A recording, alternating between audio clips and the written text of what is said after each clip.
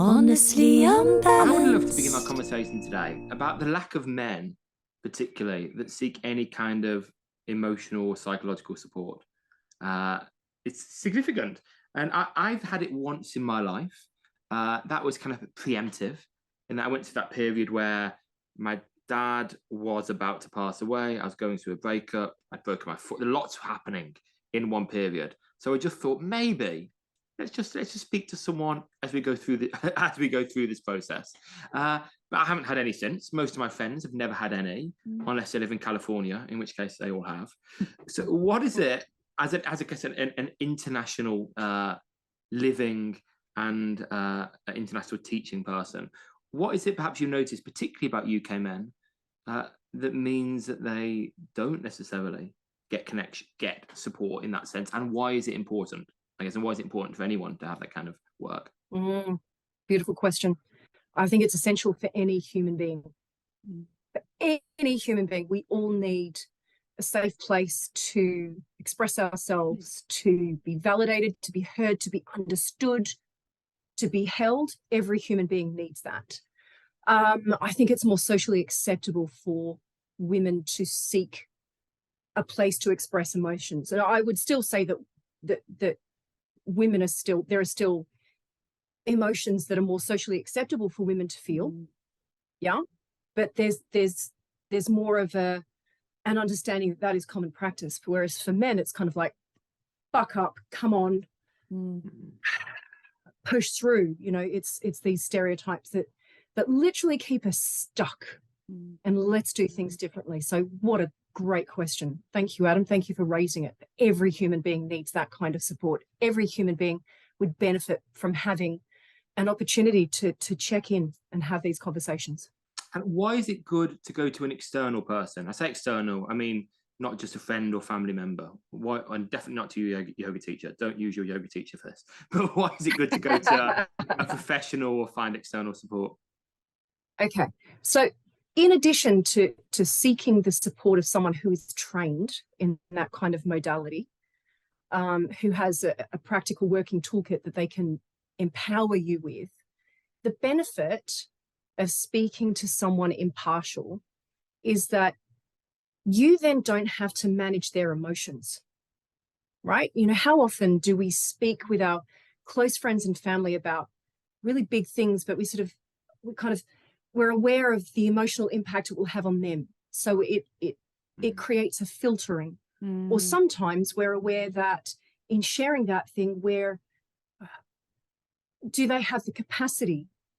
Is it a good time? You know, there are so many different layers to it. Also, speaking to someone impartial, there are no sort of preconceived ideas.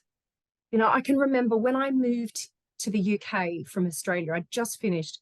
I'd gone straight from school to uni, and I did 6 years at uni. When I moved here, there was like no one knew me. There was no one saying, "Oh, you don't normally do that. Oh, you should do this because that's in keeping." You know, in the same way, when we seek support from someone impartial, again, there's not that layer of expectation. There's a sense of that person is meeting us where we're at now, and they're listening to what's important to us as a human being, and there's no vested interest other than that person is there to help you bloom, help you thrive, or help you cope, whatever it is that you need in that moment.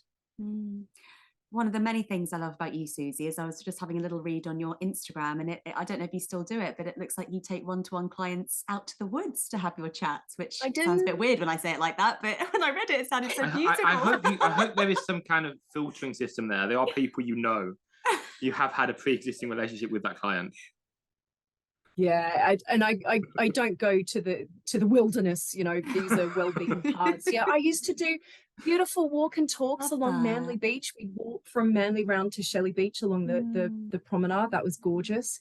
But, you know, I couldn't be further from the beach now. So it's bluebells in the woods at the moment. It's glorious. I love that feeling of being side by side. You know, we're walking the path together.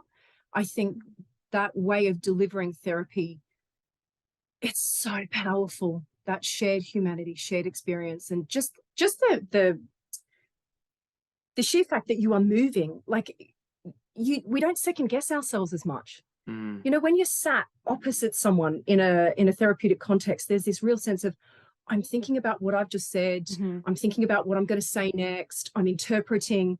But when you're walking, it's like your brain can't do all of that as well as walk and take in nature's beauty. So it helps us get to the nub of things so much faster.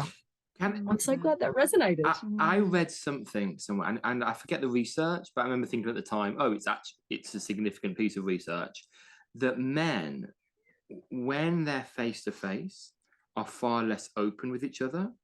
There is some kind of ingrained competitiveness or combativeness going on. So men, in terms of opening up and having better conversations, are better side to side. And that actually includes gay couples, that gay men are far better off, even at a restaurant, then they're far more likely to open up being next to each other rather than facing each other. Really interesting. I think that's really interesting. Yeah. And I think a lot of parents would say that for kids, for teens as well. Like you have the most amazing conversations with your teens when you're sat in the driver's seat and they're behind you, as opposed to sat at the dinner table opposing each other. Yeah, absolutely. Yeah, this is the thing that like whatever removes the barriers. Yeah, totally. And if it feels confrontational or this sense of like being observed, well then take it out in nature's beauty and go for a walk side by side. Can we talk a little bit about your idea of what rest means? Because this is where I met you, Suzy, in Lauren Arms's mastermind group, and you came and did an amazing session, and you completely reframed what rest meant in my head anyway. For me, I just always thought, rest is when you go upstairs and you lie down, you close your eyes for 20 minutes. And so I never really, did much of it because it's always wrapped in guilt, isn't it? Rest is for the weak. And Adam's constantly saying, you're weak if you rest. No, he's not. He's not. But you had so much to say about what rest could actually be, and I'd just love you to speak about that, just to share your beautiful work. Oh, I'm so glad you've asked. I love talking about rest. I love breaking down the barriers because I think the collective depletion is huge right now. There's an awareness that we need to restore and replenish, but at the same time, there are really significant barriers to us feeling like it's okay to do it. So that's why I wanted to offer up a fresh definition and a whole new approach that would, by virtue of that new definition, remove those barriers. So rather than thinking of rest exclusively as lying down in stillness on your own, doing nothing, or picking up some kind of device and having a scroll or, Netflix, it can be those things, right? But rest, in a broad sense, is anything that you need to bring you back to balance. It's coming back to this notion of what is truly restorative. And that comes down to how you've used your mind and your body, what kind of environments that you've been immersed in. So from that perspective, rest could be joyful movement. It could be connecting with another human being. It could be even a gently stretchy mental challenge. If you've been involved in some kind of monotonous task, you might want to do something that, opens your eyes and develops a new skill or some kind of creative expression. So rest is anything that brings you back to balance or a sense of harmony or peace. I love that. So in a way, you could actually say that rest could sometimes be the opposite of what you've been doing all day. Could be. Yeah. Because absolutely, if you're out of balance doing one thing all day. Yeah. That's right. Yeah. So if you look at, the rest that you need in the throes of the early stages of parenthood, that would be vastly different to what my mum would need in her 80s. It comes down to the level of stimulation that you've had, the kind of stimulation that you've had, where your nervous system is at. And I'd also add that I think we tend to associate rest with something that you do after the fact. Maybe it's something that we've earned. We've worked hard, so now we've earned our rest. I would suggest let's turn it on its head. Let's take a look at rest as the fuel that allows us to move through our day as we aspire to. This is basic energy management. So we do it proactively. As you say, Adam, you knew that you were facing this period of a challenge in your life, so you proactively reached out. That was a restorative act. So applauding you. This makes perfect sense. If we can factor this in. This is how we compassionately pace ourselves and move through life with, with a fighting chance of staying on our feet. Otherwise, we're forever, trying to put ourselves back together, aren't we? What would you say about this? I feel like sometimes burnout is almost glorified. People say, oh, I was burnt out and I'm working so hard and I'm so busy, as if it's like this really, a well done pat on the back. And that's why, you get rest and self-care. It's all wrapped up in guilt, and we do it once we feel like we've earned it. And why is that? Why do we live in a society where burnout is glorified and we don't look after ourselves? I think it's overworking is perhaps glorified, and there is a glorification a glorification of busy, but then burnout is negative. And then on that note, to extend from Holly, there is a definition of burnout. Isn't I forget it, but someone on a podcast, they've very clearly defined what burnout is, and the three things that I don't know if there is a definition in your world, or whether that person was just creating one. But would you talk about burnout in any particular way and what it means? Yeah, there's a World Health Organization definition that says that burnout is a result of stress that's improperly managed. That's what I've seen. Okay. That's slightly different to what you're talking about, but it's not a terribly helpful definition, because anyone who's experienced burnout is going to look at that and go, well, I clearly haven't done my self-care good enough, and it's just, that is not what that definition is about. It's saying that there is essentially too much stress for this individual to manage, right? That is what it's saying. It is a complete overload. And I think that's the difference between stress and burnout. When we're feeling stressed, we tend to say to ourselves, oh, if I only had an extra day in the week, I'd be right. Yeah. When you are burnt out, that's when you're saying, stop the world. I want to get off. Give me another month, and it would make not a lick of difference, because I'm fried. I am done. And to be honest with you, that's really where my passion for rest originates, in my own experience of energetic bankruptcy, where I became a mum at the same time as losing my dad. And how that felt for me was like, I literally felt like I'd put my finger in a plug socket, and my nervous system was frazzled. I couldn't cope with loud noises, bright lights. It's not very helpful when you've got a 4-month-old baby, is it? Not being able to tolerate that kind of sensory stimulation. And that's really where this passion for empowering people with accessible and potent restorative practices come from, because I know what it's like, to feel so exhausted, but not have the same time, energy, funds available that I would normally have to nourish myself. That was quite a period of squeeze. Wow. I guess come back to I interrupted you a little bit, Holly. So I guess Holly's first question was about, in theory, why is there this glorification of busy?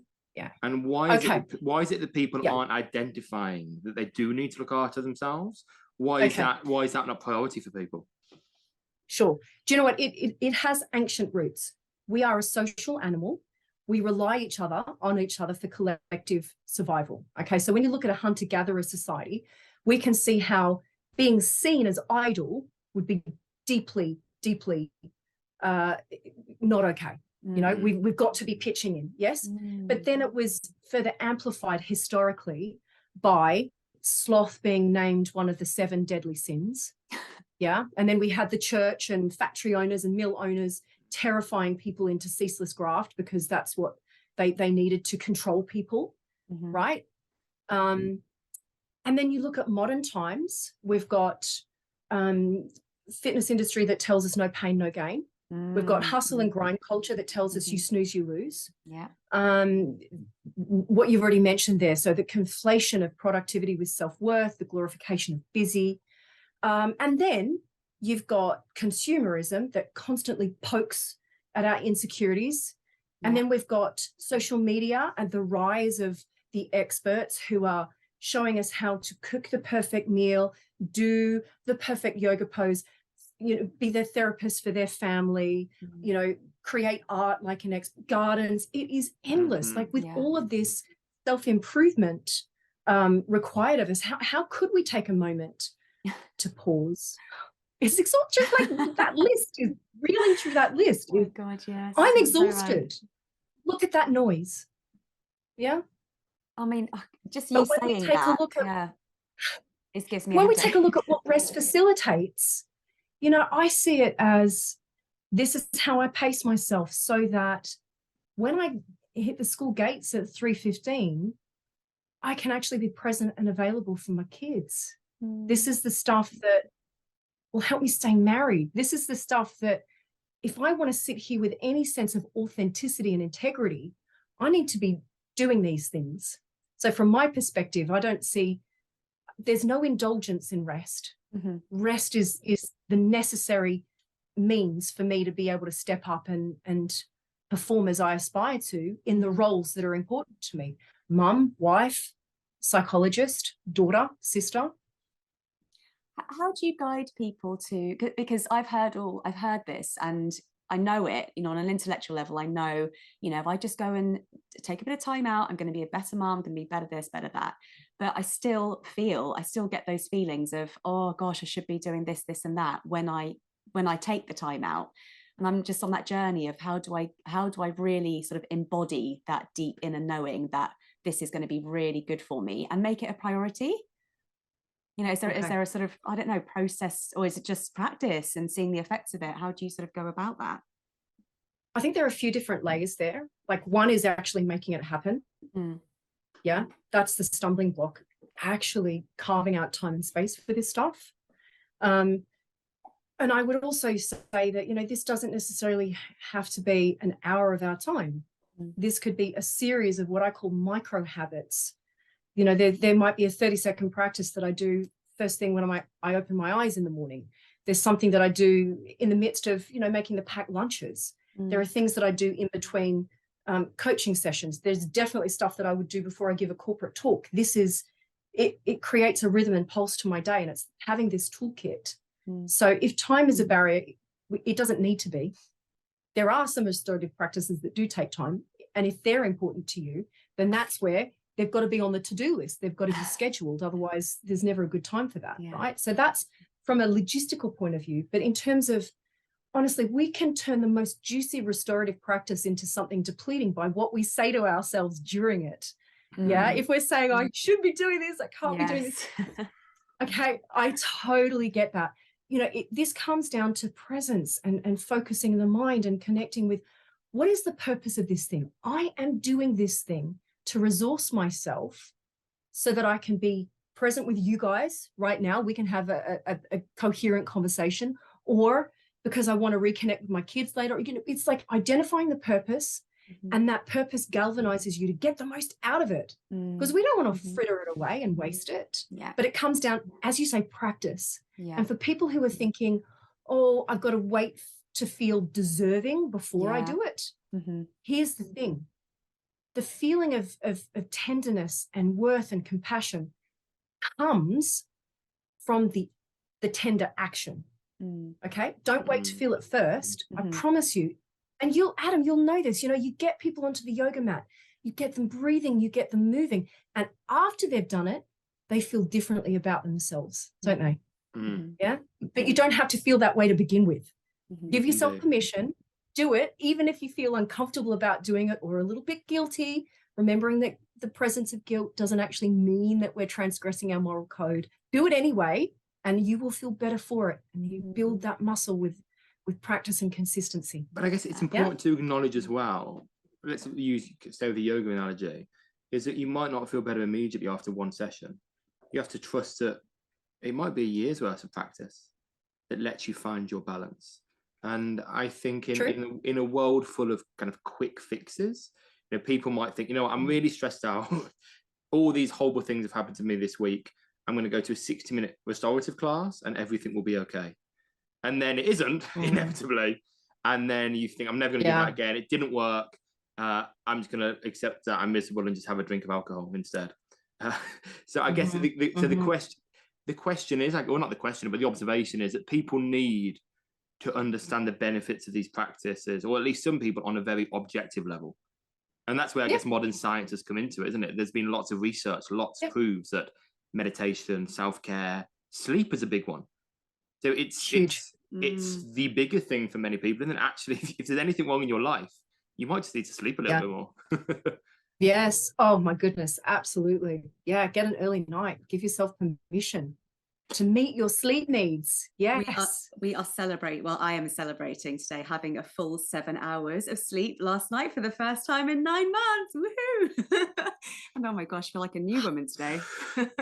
Are there any practices that you kind of encourage people to do or that are part of your arsenal for not a critic, but for someone who needs convincing? That is there anything you do that is science-based or that's been researched saying this actually definitely will help balance either the parasympathetic nervous system or alike? Are there any practices that you do that you persuade that critical lawyer for your client to do or like? It's really interesting. I've done a bunch of executive coaching, and I think it's a very different population. I have to be honest with you. I just keep coming back to the things that I know work. They're irrefutable. You know, it's the antidepressant effects of movement, and it's the calming effect of touch and breath for nervous system regulation. But how that works for each individual is very different. So we have to meet people where they're at. Some people are not interested in yoga, but sometimes we can convince them to do a little stretch. Some people don't like breath work, but they'd be up for a chicken wing shoulder roll, fingertips on shoulders, breathe in, lift the elbows up, breathe out, tip the elbows down. It looks like movement. It's a breathing practice. So I'm sneaky. I get it in there by hook or by crook because I know it works. With breath work, I know how powerful it is, and people talk about how amazing it is, how it makes you feel so good, but I feel so resistant to it, and I don't know why. And I know that it could make me feel so much better and more energized, etc., but I always feel myself blocking, like standing in my own way when it comes to actually doing it. And I wonder if there's anything to do with being resistant to doing the inner work, almost, some sort of healing stuff that needs to come to the surface through breath work. Is that something that you have anything to sort of say around it? Am I making sense? I think it could be, absolutely. I think it could be even simpler than that, Holly. If I can just share a little of my life experience. Yes, in the throes of grief, when I lost Dad, at that point, I'd been teaching yoga for 10 years. I was a really experienced practitioner. I had a strong breathing practice in stillness. Yeah, I would sit and do manipulations with my breath. In that experience of grief, my breath felt so constricted that sitting in stillness and trying to breathe bigger and fuller felt like a violence, because there was nowhere for it to go. And it was actually quite unsettling, because it was like, normally I can do this, but there was no muscling through that. What actually worked better was moving with the breath, so that I wasn't thinking about the breath. I wasn't trying to extend it or do anything with it. I was actually opening up my body to receive a more complete breath in and coming back to my center, which would invariably galvanize the diaphragm to help me more completely empty the lungs. I wasn't thinking about the breath. And I think this can be a real stumbling block for a lot of people. Just thinking about the breath or trying to change it in any way can agitate people, some people. Yeah? We still want to work with the breath, but let's perhaps pair it with movement. It could be as simple as breathe in, open the hands, breathe out, close the palms. It could be a mountain breath. Breathe in, raise the arms, breathe out, lower the arms. And that can be a way in. But again, it's like, I'm a big fan of taking the path of least resistance. Like, there are so many different ways of nourishing ourselves. It's okay for this to be a source of self-expression.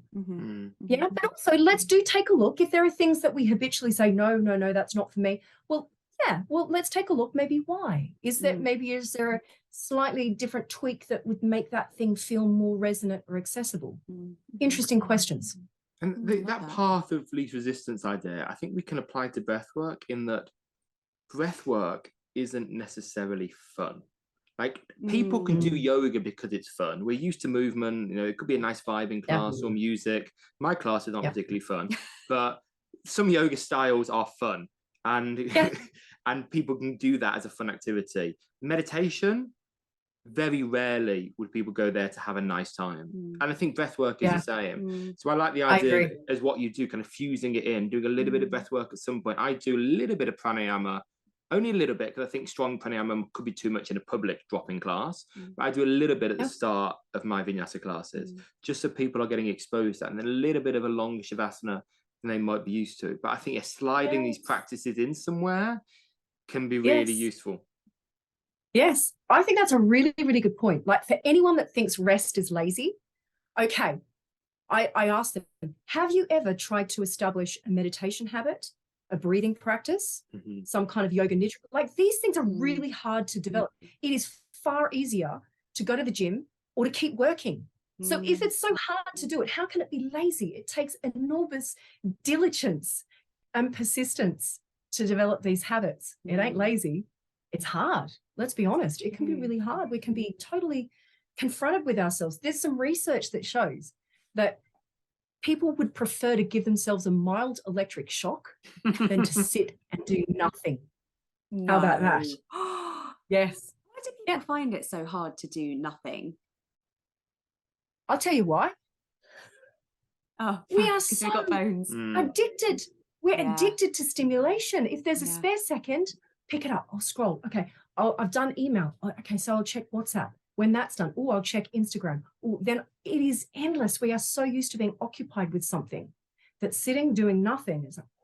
There is now an awareness of a cacophony of inner states that we've been totally distracted from by virtue of all of this busyness, sound, stimulation around us. I think you could argue that a lot of the world's problems right now are the inability for most individuals to be alone with their thoughts for half an hour. I think there could be a strong argument for that. There's one quote I'd like to share, and I read it last night. I'd read it originally. It's Paulo Coelho, who I haven't read for years, but I was reading a book by Peter Attia, a book called Outlive. So Pete, have you come across Peter Attia at all? I haven't. You would love his work. So he's quite a famous doctor, researcher. He's been on all sorts of TV programs, loads of podcasts like Huberman Podcast, etc. Wonderful man, really good critical thinker. And a lot of what he's saying here in his book, you would really resonate with. The power of sleep, actually that movement is probably the most important factor beyond diet, many things. But he ended it with a conversation on mental health as one component that he acknowledges he's not an expert on.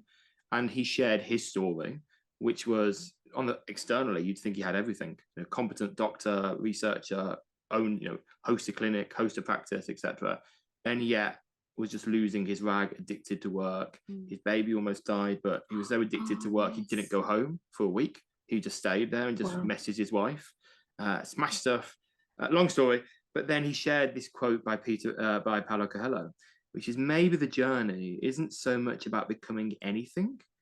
Maybe it's about unbecoming everything that isn't really you, so you can be who you were meant to be in the first place. And I think that really resonates with this idea of rest, is that all these distractions we talk about, the things we can preoccupy with, distract us from who we are. And then as such, we never really have the chance to become who we were meant to be.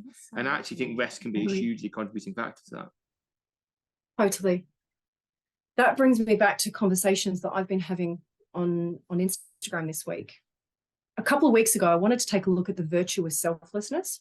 And I was thinking about where does this messaging come from that we must be selfless to be valuable human beings? Don't get me wrong. My core values are generosity, kindness, care, nurturing. I want to take care of other people. However, you take a look at the messaging. A good baby is one that sleeps well and doesn't trouble its parents. That's a good child. Yeah, that good child doesn't speak up, doesn't voice its needs. It's just amenable. Yeah, good children don't speak back to adults. You don't talk back to grown-ups. Yeah, Mm-hmm. And then when we get into the to the motherhood ideals, we've got this selfless, constant self-sacrificing mother. Mm. With these ideals thrown around, how can we ever say to ourselves, I need to meet my basic human needs? Because from birth, we've been told, don't have needs, just get on with it. Don't trouble people around you. Rest is where we meet our basic human needs. And I think we've had enough conversation around healthy exercise, healthy nutrition. We're starting to have that conversation about sleep. It's okay to meet your sleep needs. Rest is the next revolution that's required, where we say, this is a basic human need. And it's okay for me to meet my needs. And the opposite of selflessness is not selfish. It's honoring self. It's healthy boundaries. And that's why when we renegotiate our relationship with rest, we revolutionize our relationship with ourselves. I think it was, Oprah said something amazing once. She was on an interview and she said it makes her laugh when people say, oh, she's so full of herself, because she said, why would I not be full of myself? Like, why is it wrong to be full of yourself and be who you truly are, and, you know, your best version of yourself? It doesn't make sense. Yeah, I love that. I love that. Can we go back to your journey a little bit? Because I feel like we didn't put you off my impression of Oprah. No, not the impression of Oprah. I think what Oprah says is wonderful, and she has every right to, let's forget this, full of yourself. She has every right to be proud of her and who she is and what she's become and what the influence she's having on the world. But I think people hear that, and people that haven't done the work that Oprah had on themselves say that I'm just who I am. And that means often people don't grow. They remain quite arrogant kind of assholes that are like, I could just be me. It's just me. This is who I am. I'm owning it, or whatever they want to say. And it almost gives permission for people not to do self-work. So I'm taking two extremes there. But yeah. I want to hear a little bit more about Suzy, your journey, because I feel like we came away from that a little bit, and you were really vulnerably sharing about your dad and grief and everything. I'm just wondering if there was a point where you maybe were overworked and really stressed out, and you thought, right, something needs to change. I need to start looking at my self-care and rest. Or did it just was it a gradual process of you sort of introducing lots of little things, or how did it kind of manifest for you getting into this world? Do you know what? I've always been, like, nourishing practices have always been a priority for me. So I started professional life as a psychologist, but I moved to the UK accidentally for what was meant to be a 2-month holiday that turned into 7 years. And there were parts of my degree that weren't recognised here by the BPS. Did you miss a flight? What happened? I was having too much fun. It was just too much fun. So I fell back on working as a personal trainer. I've totally forgotten where I was going with that thread. The question was, your professional qualifications weren't acknowledged, so you went back to being a personal trainer. Yeah. I can't even remember what my question was. Your question was just a little bit about how you ended up doing what you're doing and believing in it so much. Yeah, was there a sort of pivotal moment, or was it a gradual process? You said you always loved the nourishing practices. I don't know, just go. Okay. No, there was absolutely a pivotal moment, and it was when my firstborn was 4 months old. I had Dad in one intensive care unit. It was posthumously diagnosed as motor neurone disease. And I had my mum in another intensive care unit because she developed cellulitis from an injury that she hadn't really attended to because she was so busy looking after my father. And a baby that was 4 months old didn't sleep for more than 3 hours at a time. And both my parents needed me. They both needed bits and pieces delivered. And honestly, I was on my knees. And at that point, I realized that my depletion served no one. I had to be really mercenary at doing whatever I needed to keep going because people were relying on me. And if I couldn't do it for me, I had to do it for those in my care. So that for me was like this fundamental shift in an understanding that there is nothing selfish about this. This is necessary for self-preservation. And I would say also in that moment, there was this, because life was so full on, I couldn't afford to be tough on myself. And there was a really fundamental shift in my self-talk.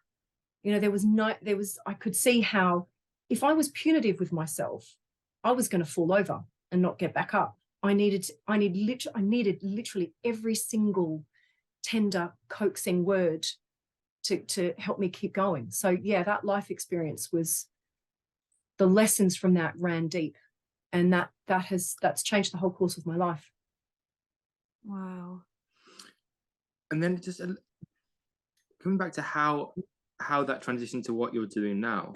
So you but came back to psychology when you came back to the UK. Yeah. And then at what point did you then specialize in rest? And then I guess in a professional question, how did you find your niche, and how did you make yourself stand out to be doing the kind of work you are now? Okay, interesting. I have to be honest with you, I'm not sure I have completely found my niche, because I do so many different things. You know, there's some people that come to me for counseling, you know, people that are in the midst of a grief journey or a transition, like transition to parenthood or menopause. And yet there are other people who I coach them. There's business mentoring. There's coaching people through how to create sustainable, healthy habits. I do corporate talks. I write.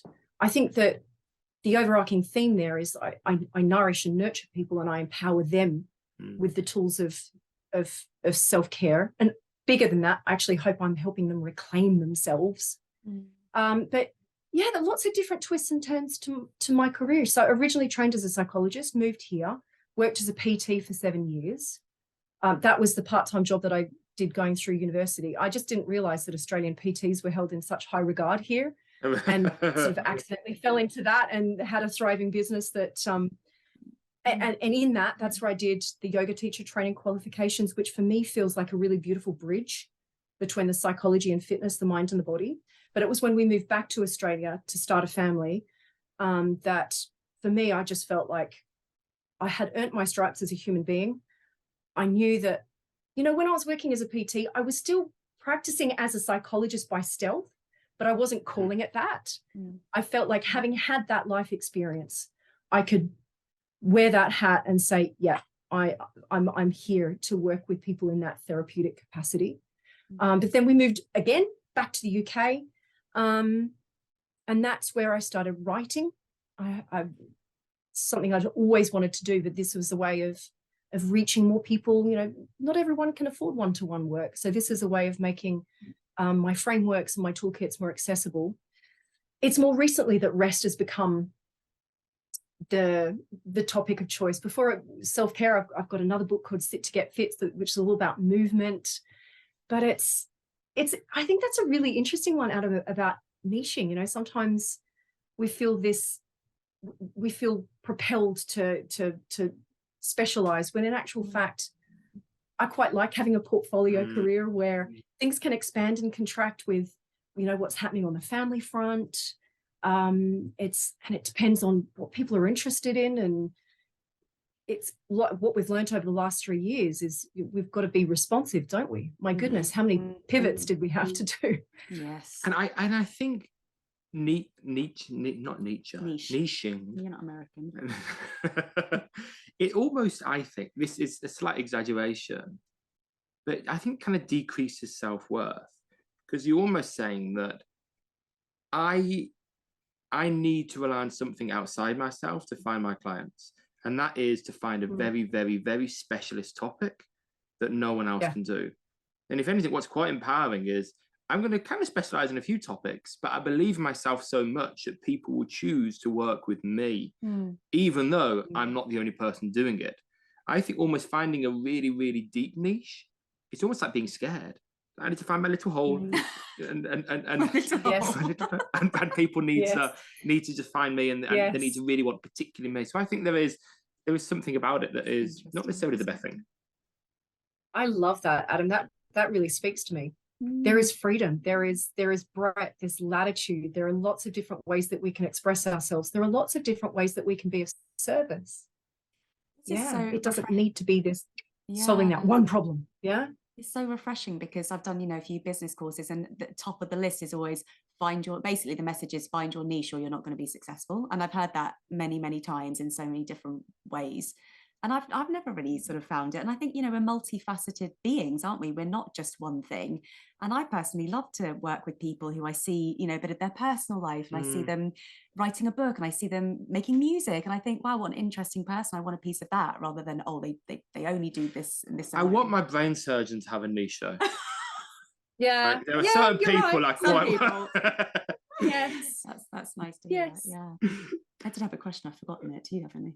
No. So, I guess just moving forward. So you've written these books. Could you talk a little bit about the tools and the toolkits enclosed in those books? So there are 7 or 8. But the book, I guess, the book that is most accessible to our listeners. So our listeners are a mix of people that like yoga, like wellness, have jobs, probably between 20 and 70. Well, maybe the latest one, Rest to Reset. Oh yeah, that would make sense. You've got a beautiful framework for rest that I loved when you spoke about it. So maybe you could chat a little bit about that. Yeah. Oh, I'd love to share Rest to Reset, because I think what I wanted to do with that book is to make rest accessible regardless of how much time, how much space, how much energy you have. So it is all based on really practical toolkits. So I've got a toolkit in there for, if you've got 60 seconds, these are the kind of practices that you could do, as opposed to if you don't even have your hands free and you can't stop, this is something you can do. Or if you're looking at, okay, what do you do in the aftermath of poor sleep? You might have 5-10 minutes. These are the practices. I wanted it to be really concrete, not just skills and concepts. I want to do this practice, try this breathing exercise, try this stretch, try this visualization, use this mantra, use this nature anchor for a reflective practice, meditative practice. It's all very, very practical.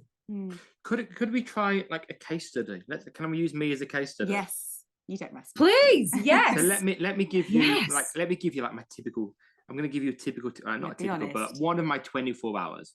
So let's start at 6. No, let's start at 4 p.m. on a Tuesday. 4 p.m. on a Tuesday. Get to London. So to get an hour-long train to London, teach a class, run across London, teach another class. That finishes at 9. Then get a tube, a train, a car home. So get home at 10:15. Go to bed. I procrastinate a little bit, to be honest. Maybe I look at my phone for a little bit, scroll or like. But then go to bed. Permission to be human. Yeah. Go to bed. Wake up the next morning at about 6.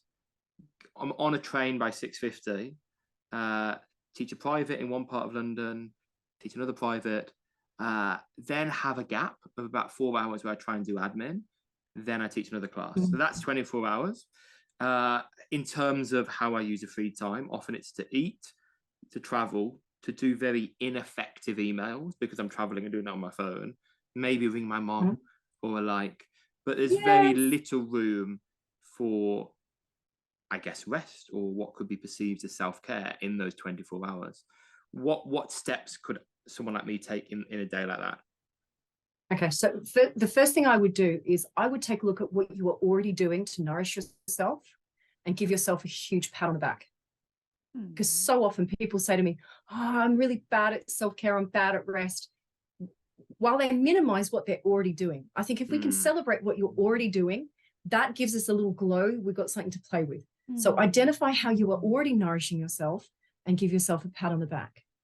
The next thing I would take a look at, where are some windows of opportunity? Now, you've mentioned time on a train. Yeah. So if you're a captive audience there, you can choose mindfully what you do with that time. Granted, there may be times where you're standing up sardined. Now, that's not going to be very restorative time, but you could listen to something. Yeah. So I'd think about what kind of auditory stimulation you could choose in that moment. Then I would possibly take a look at what are the everyday things that you are already doing and making them more nourishing. So I'd take a look at the kind of food that you're eating, how you're hydrating yourself, what time you go to bed, sleep hygiene, stuff like that. Even something as simple as for people who say, I have zero time, I'd say, okay, let's use your daily shower as an opportunity for a soothing practice. Now, rather than having that shower or bath and mulling over your to-do list or thinking about a conversation you had last week, I want you to make that a sensory experience where you are bearing witness to what it is that you're experiencing. It's the same length of time, but what you get out of it is the energetic effect of it is entirely different. Yeah. Love that. So I'd also look at, go on. No, carry on. I'd also look at, as a teacher, and I think this is really important for educators, for caregivers, teachers, when we're constantly guiding and shaping and giving, we need to receive in our rest. Now, whether that's receiving some kind of touch, having a massage, or lying down in the sunshine and just feeling the warmth, the sun's rays, you know, warm us up. Or it could be listening to something guided where you're not having to do that decision-making, that planning all the time. That can be really restorative, where you are receiving information.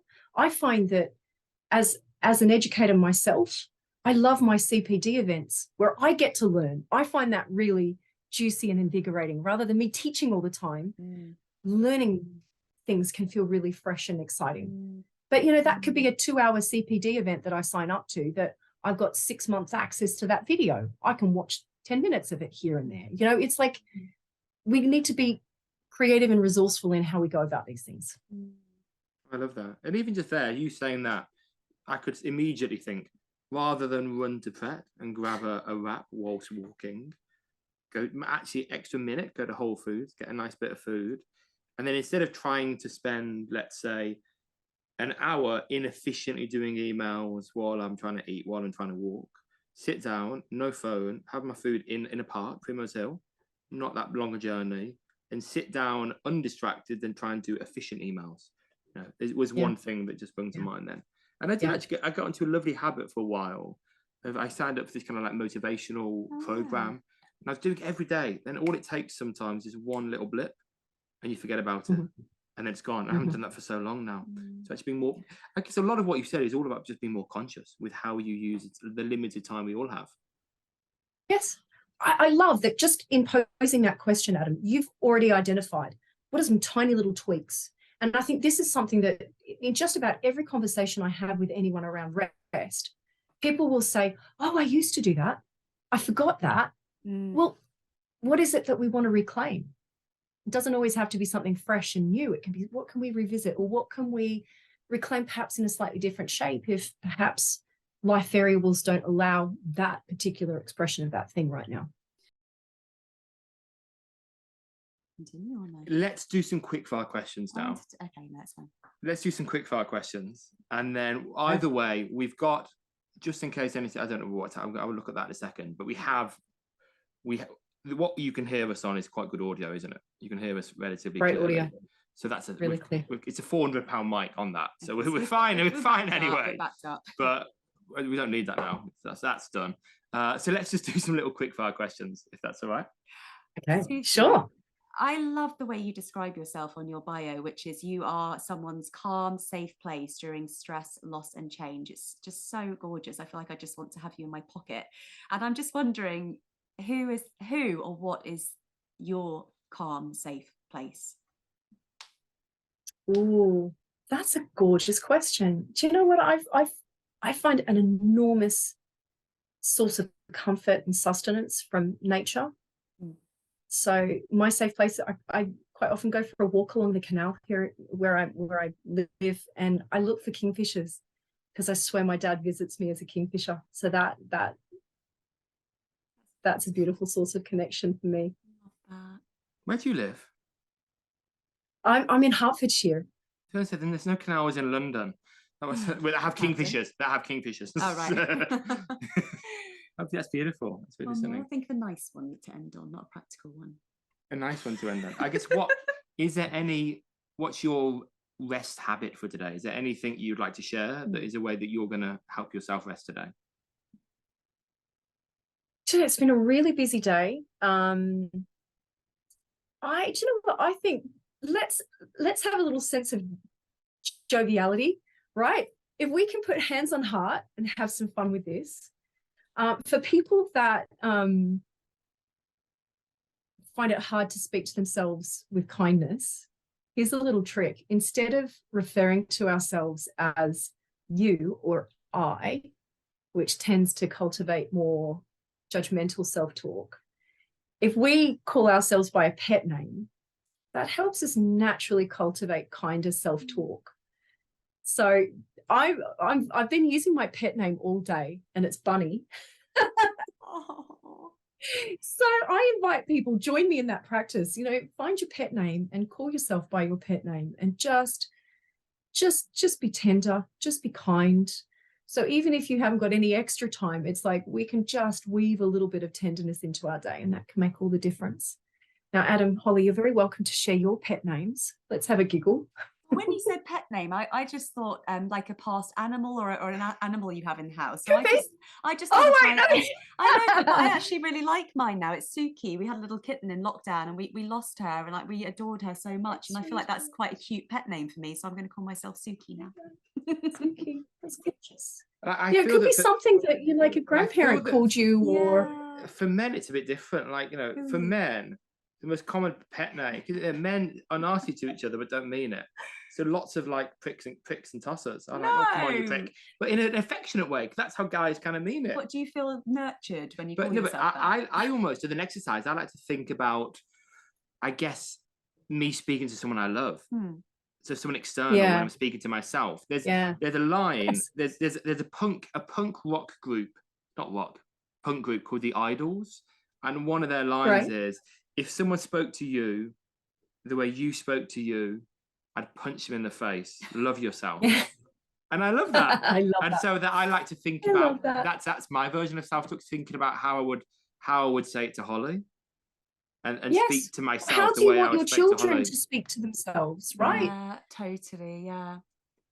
I'd love it. And where can people find you now? Yeah. What have you got going on? Come and hang out with me on Instagram. I share all my little notes to self on Instagram, all my little mantras and breathing practices and crazy face yoga stuff. Just whatever, It's a little soothing pick and mix.